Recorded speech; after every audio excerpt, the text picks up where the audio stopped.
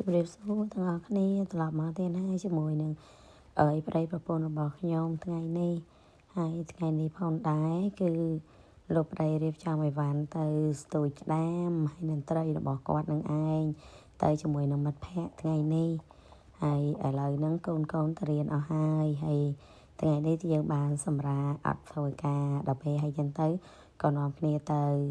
ធ្វើដំណើរទៅស្ទូចត្រីស្ទូចក្ដាមនៅឯមាត់សមុទ្រដើម្បីផ្លាស់ប្ដូរបរិយាកាសតិចតួច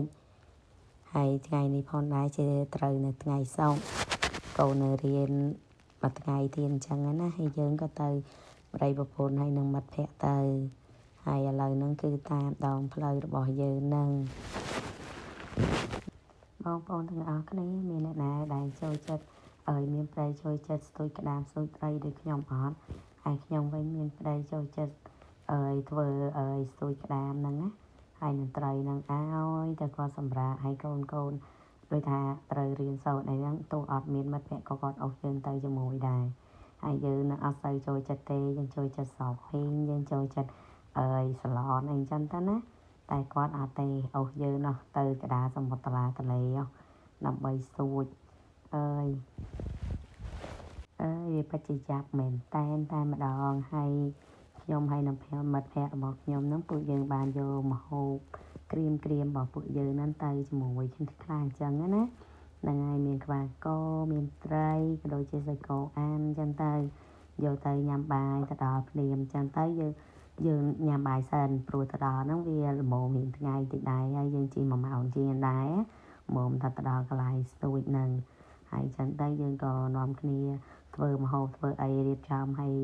ប្រុសហ្នឹងគាត់រៀបចំដងស្ទូចរបស់ពួកគាត់ដើម្បីស្ទូចបដាអញ្ចឹងទៅហើយយើងនឹងរៀបចំម្ហូបអាហារញ៉ាំទៅហើយបងប្អូនយើងទៅនឹងពេលវេលាវាមិនសូវជាច្រើនណាអញ្ចឹងយើងអត់សូវបានក្ដាមអីទេយើងស្ទូចអត់បានអីច្រើនទេព្រោះខ្ញុំប្រញាប់មកយកកូនវិញអីអញ្ចឹងណាដល់អញ្ចឹងយើងទៅបានតែ2 1ម៉ោងហើយណាមួយហ្នឹងវក់នឹងថតរូបផងណោះខ្ញុំអត់មានបាននៅសមុទ្រស្ទូចអីទេណោះទៅលើភ្នំទៅលើអីថតរូបថតអីណាណីណោះហ្នឹងហើយដល់ពេលចាំទៅស្ទួយក្ដាមឯត្រីតែកុំសួរថាអូត្រីហើយនឹងក្ដាមនោះបានប្រហែលអត់មានបានតតែសោះតែម្ដងហើយឥឡូវនេះនៅក្នុងរូបភាពគឺមានស្ដាមនៅវាស៊ីសន្ទូចមួយហើយប៉ុន្តែបងប្អូនសាទាយមើលក្ដាមហ្នឹងខ្ញុំបានយកមកដល់ផ្ទះអត់ទេបងប្អូនអើយអត់បានយកមកទេព្រោះយើងពេលដែលស្ទួចបានហើយយើងសិតតែវាស់វាមើលអញ្ចឹងណាថាតើវាសមល្មមនឹងអាចយកមកបានហើយនៅ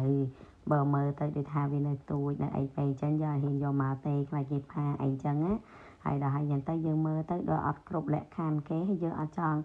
ខុសអត់ចង់បំពេញអីអញ្ចឹងណាយើងចង់ធ្វើជាមនុស្សដែលគ្រប់ច្បាប់ហ៎ដល់អញ្ចឹងទៅវាស់ទៅដែលអត់ត្រូវវាដូចរៀនទួយជានាទីប៉ុន្តែបើសិនជាអ្នកដតីគេយកអីប៉ុន្តែពួកខ្ញុំអត់យកណាព្រោះពួកខ្ញុំអត់ចង់មានបញ្ហាអីច្រើនអញ្ចឹងទៅ